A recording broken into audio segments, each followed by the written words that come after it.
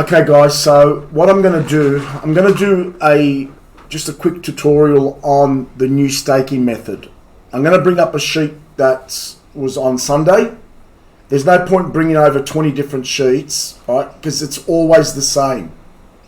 All right, the first thing everybody's going to see is obviously that everybody gets the sheets, and you're going to see the most important thing everybody needs to worry about is what have I made this meeting? This particular meeting, it's $3.50. Australia is usually $3.50. America is usually $2.50. Hong Kong is $2.50. Sometimes in Australia, if I find the meeting to be difficult, I will always go $4 or $4.50. The higher the price, the less obviously investments in units, all right, which I find the meetings to be difficult.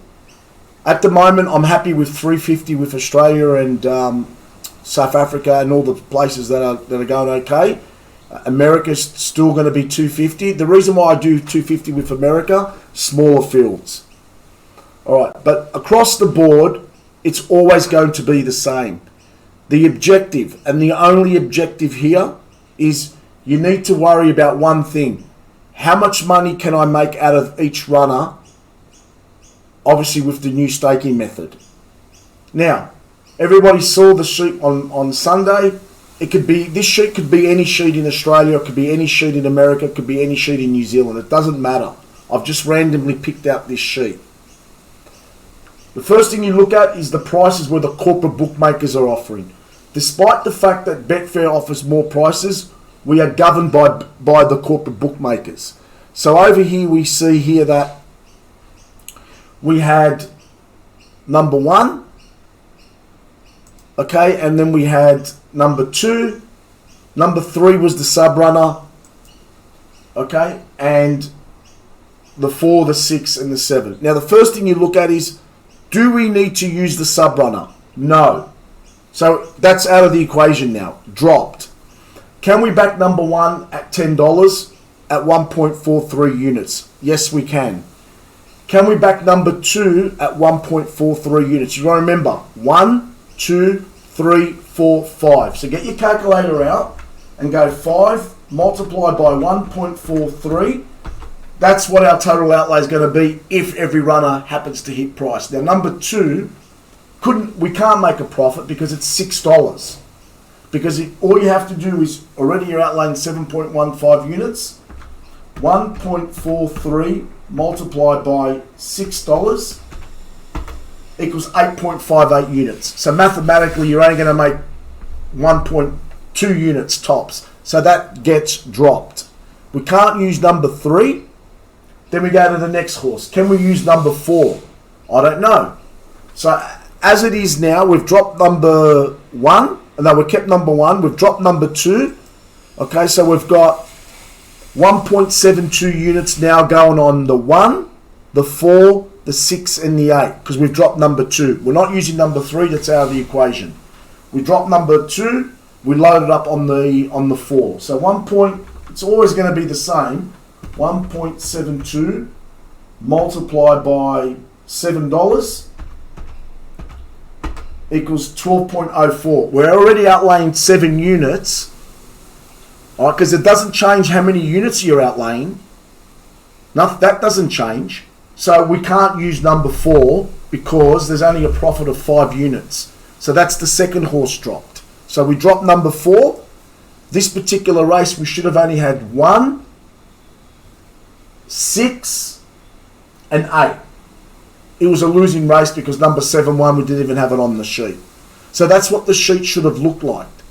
Because all you're doing is you're calculating what is the worst case scenario. And the worst case scenario obviously was number 2 and number 4. We couldn't have backed them, so they were dropped. You then allocate the units and away you go. So you can see here that 7.15 never changes. What needs to change is how much money you are going to put on the worst case scenario. And the worst case scenario was the 4 and the 2. We couldn't back them. We go to race 2. This is across the board, guys. This is where, no matter what jurisdiction, you have to use the same philosophy over here. All right. Now, race 2, as you can see here, we have the 1, the 2, 4, 5, 6, the 7 was the sub runner. Right. So number 1, $7. Could we use number 1? Let's have a look. So we're at lane 7.15 units. So 1.43 multiplied by $7 equals 10 units. First horse dropped. Okay. So we're basically left with now the 2, the 4. First thing we look at, could we use number 7? No. So that's out of the equation now. We can't use it because it was paying $4.60. So that's completely out of the equation now. It doesn't exist in our system. Now we're left with the 2, the 4, the 5 and the 6. We can't use number 2, dropped. We can use number 4 because it's 13 to 1. Number 5, we can't use it, dropped. So now we're left with the 2, now we're left with the 2, the 4, and the 6. Now, you look at number 2, and why did we drop number 2 and not number 1? At the time, okay, number 2 was $9. Forget about its closing price. And then you go, number 1 was $5.50. So this is where you need to be clever, because either way you would have to drop one of them. But in this particular instance, we dropped number 1 because it was paying $5.50. It ended up blowing out to $7, but we got $9 for number 2. So that was a bet. And then obviously we're left with the 2, the 5 and the 6. So the 2, 4 and the 6. 2.39 units. And number 6 won at 11 to 1. Winning race. Okay? We go to race 3. The objective, guys, is always to drop the runners where you can't make a profit. Alright, we go to race 3. And again, we got the 2, the 3, the 4 was the sub runner, the 5 and the 7. The first thing you do is you go across to your odds comparison chart. Who have we got? We got number 2. Can we use number 2? Dropped. We drop it. We obviously allocate the units on number 3. Can we use number 3? Dropped. We can't use number 4. It's the sub runner. So basically all we've dropped here is the 2 and the 3. You're not dropping number 4 because it was a sub runner. So that particular race, you only had 5 and the 7. The 5 and the 7. 2.86 units on the 5 and the 7. Losing race. Number 4 wins. Bad luck. Alright. We go to race 4. This particular race we've got the... We've got the 1. Sorry, I've just crossed it here. We've got the 1. Yes. It's $9. It's a bet. Number 2, it's a bet at 16 to 1, 17 to 1. Number 3, is it a bet? No, it's not. It was paying $5. First horse dropped. Number 4, is it a bet? No, $5.50. Second horse dropped. All right, who was the sub runner? Number 6. Okay, could we use number 6? Yes, we could. Because it was paying, so obviously we elevate the 6 and we're left with the 1, the 2, the 5, the 6 and the 7. We've only dropped 2 runners here. Alright, we've outlaid 10 units. So 2, 4, 6, 8, 10 units. Alright, because we've had to elevate the 6. That's why it's gone from 8.58 because we've dropped obviously the 2 runners and we've loaded up and away we go. So we've dropped the 3 and the 4 over here. Alright? And it was a losing race. Number 3's won. We go to race 5. Remember, guys, the objective here is the sub runner only comes into the equation if you can make a profit. If that sub runner is not going to make you a profit, then it's out of the equation. You go to race 5. Alright, in this particular race, we've got number 1. Now, you'll see number 1, it's 1.43 units at $7. What I want everybody to understand is we are governed by the corporate bookmakers price. Alright, now the corporate bookmakers is what we go off. Now, if across the board, all these bookmakers, forget it, don't look at Betfair, where a lot of people might be making the mistakes, they're looking at Betfair. I know that you bet with Betfair. I know. but you drop runners governed by the corporate bookmakers. That's how you drop a runner. You do not drop a runner because of Betfair.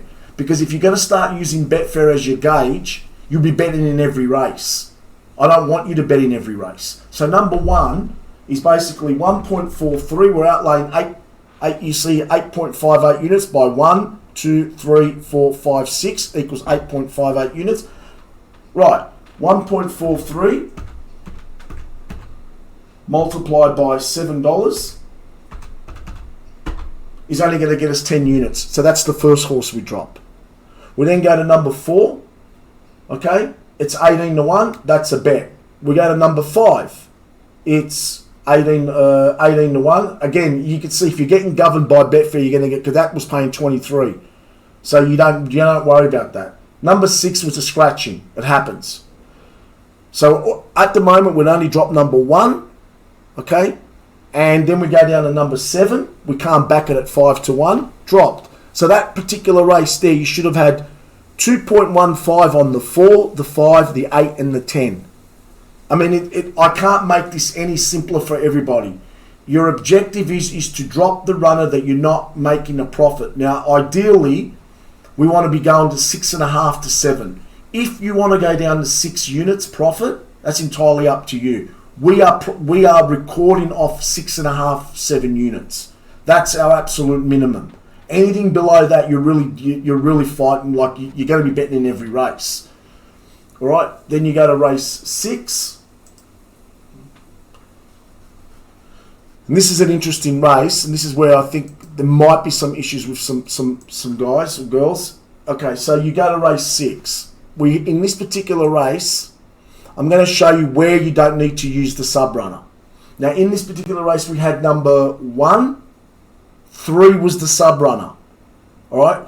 At the moment, the 3, we're just going to leave it alone. We've got the 4, 5, 6, and 7. The outlay is 7.15 units. Can we use number 1? No. 380 dropped.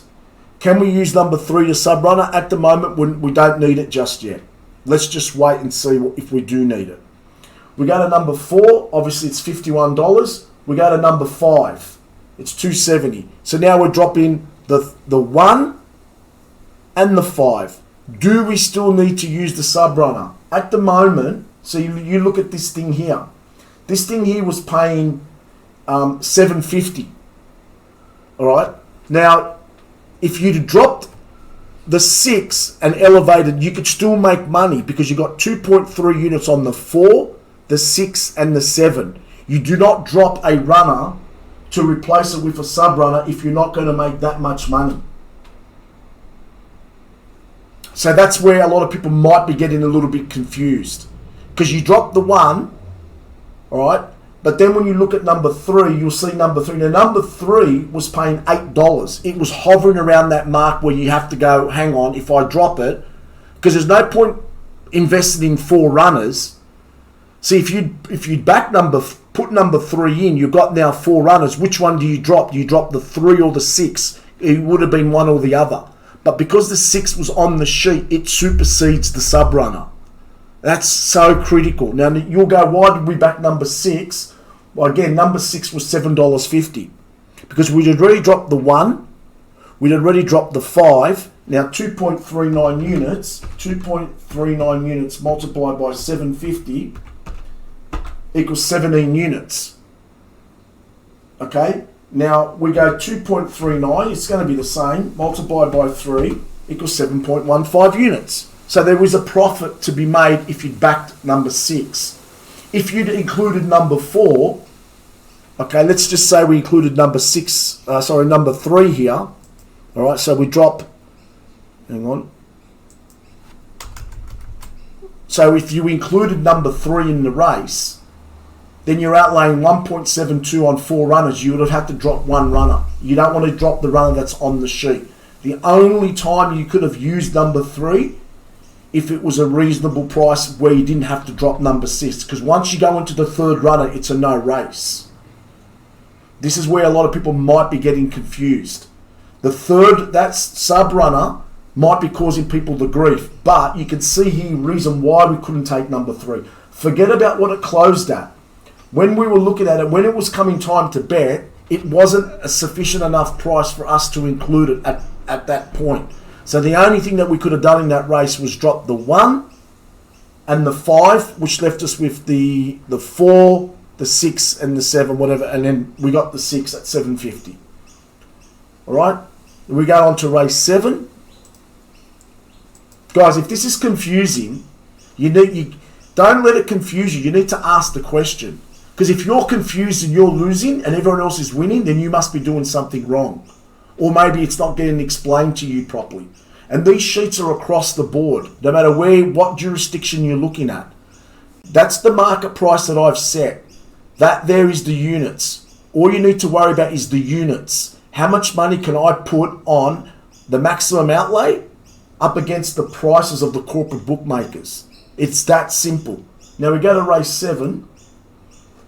Okay, in this particular race, in race 7, we had the 1, the 2, the 3.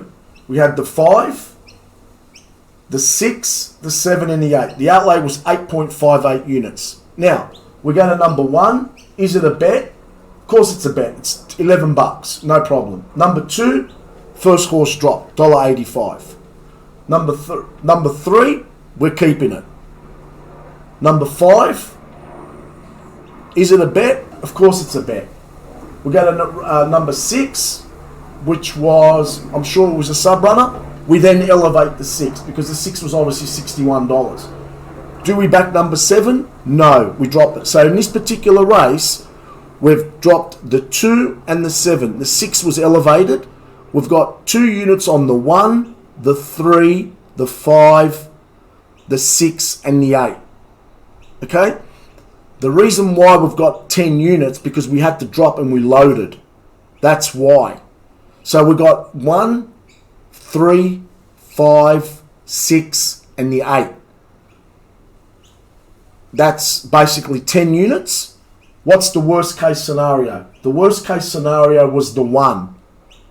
All right. Now the 1 was 850. Again, or sorry, it was 950. See? So you go 2 units multiplied by 950 equals 19 units. So there was a profit there already, 9 units. That was the worst case scenario had that horse had won. Luckily, we got number 3 at 13-1. It actually paid Betfair 18-1. All right, and it's again, guys, it's the same everywhere. All right, all you have to do is get your calculator out. Look at the corporate bookmakers' prices. Do not look at Betfair. I know you're betting with Betfair. I know everyone's betting with Betfair, but that's not what governs you to drop a runner. What governs you to drop a runner is these guys. That's what makes you either bet in the race or pass in the race or leave it alone. It's exactly, you're governed by these guys. I'm not governed by Betfair. Betfair is the bonus. So when we get $10 and we've got the corporate bookmakers at 8, some guys can only bet with the corporate bookmakers. So you have to be governed off what they and their prices are. Okay? So then we quickly go to race 8. And we've got this race here. We've got the 3, the 4, the 5, the 6, the 7, and 7.15. We didn't have the winner, so that's fine. But for this particular race, let's see what we done. We dropped number 3, couldn't get its price. We dropped number 4, couldn't get its price. Now we couldn't use the sub runner because obviously the sub runner was $5.50. So that's all we've dropped here. We're not dropping 2 runners. The sub runner is not your third runner. The sub runner is only used for one purpose. If we drop 1 runner and we can make a profit by using the sub runner, that's when it. But if people are passing because they've got no price for the 3, no price for the 4, and then no price for the 5, then you're dropping 3 runners and you think, oh, well, I'm dropping 3 runners. You're not doing it properly. In that race, all you've dropped is 2 runners because the 2 runners are on the sheet. The sub runner is a runner that's only used as emergency. So that particular race, we should have had 2.39 on the 6, 8, 10. Guys, every sheet that I send is the same. Again, I can go over 20 sheets and hold your hands and show you, but it's always the same. You're governed by this over here, okay, and obviously by this over here. Because this tells you how many units you need to outlay. This tells you what you need to outlay. Over here tells you the price. You can't do every sheet, but pick 1 or 2 sheets and then bet off those sheets. Why we are getting massive results, and because we are dropping the runners that even if the old system, we will never back in these runners anyway. And the reason why I've staked it like this, because the corporate bookmakers can't catch me out anymore. They don't know how to combat this. They don't know how to stop this. They've got no answer for this. Because before, if they were using my prices, which they were, now they can't use my prices. Because as far as they're concerned, this smart ass has every horse rated at $3.50. How can they stop that? It's not like they're going to go roll their books in at $3.50 for each runner or $2.50. They have got no other option bar to accept the bet now. Because in my eyes, every horse is rated at $3.50. The fact that it hits 20 to 1, that's not their problem. If people have got a problem with this, please contact us. Contact Winning Edge. All right? Because I've made it very, very simple.